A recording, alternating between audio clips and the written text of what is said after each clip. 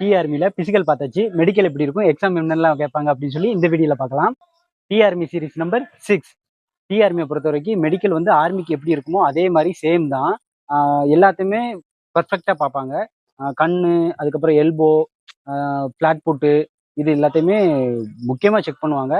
அதுக்கப்புறம் டேட்டோ வந்து நீங்கள் வந்து ஃபேஸில் போட்டிருக்கக்கூடாது, கழுத்து பகுதியில், அப்புறமேட்டு ரைட் ஹேண்டில் வெளிப்பக்கம் உள்பக்கம் இந்த சைடு போட்டிருக்கவே கூடாது. அப்படி போட்டிருந்தாலும் ரிமூவ் பண்ணிடுங்க. மற்றபடி பாடியில் டேட்டோ இருந்துச்சு அப்படின்னா அது 3x3 சென்டிமீட்டர் சைஸில் இருக்கணும். அப்படி இருந்துச்சுன்னா எலிஜிபிள் தான். மற்றபடி அதிகமான டேட்டோக்கு வந்து அலௌடு கிடையாது. நிறைய பேர் கேட்குறது வந்து எக்ஸாம் எப்படி ப்ரோ அப்ளை பண்ணுறது அப்படின்னு. எக்ஸாம் அப்ளைலாம் பண்ண வேண்டாம். நீங்கள் ஃபிசிக்கல் மெடிக்கல் முடிச்சிட்டிங்க அப்படின்னா உங்களோட மொபைல் நம்பர் அல்லது இமெயில் அட்ரஸுக்கு ஆட்டோமேட்டிக்காக அட்மிட் கார்டு அனுப்பிடுவாங்க. எக்ஸாமுக்கு நீங்கள் வந்து எங்கே சென்டர் போட்டிருக்காங்களோ அங்கே போய் எழுதணும்.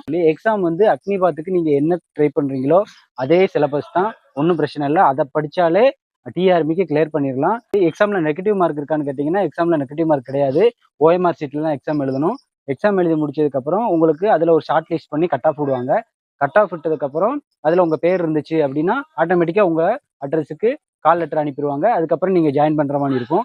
ஜாயினிங் ப்ராசஸ் எல்லாமே நான் அப்புறமேட்டு அடுத்த வீடியோவில் சொல்கிறேன் உங்களுக்கு. இது மாதிரி யூஸ்ஃபுல்லான இன்ஃபர்மேஷனுக்கு நம்ம ஐடியா ஃபாலோ பண்ணிக்கோங்க. உங்கள் ஃப்ரெண்ட்ஸ் அண்ட் ரிலேட்டிவ்ஸ்க்கு இந்த வீடியோவை ஷேர் பண்ணுங்கள், ரீபோஸ்ட் பண்ணிக்கோங்க. தேங்க்யூ.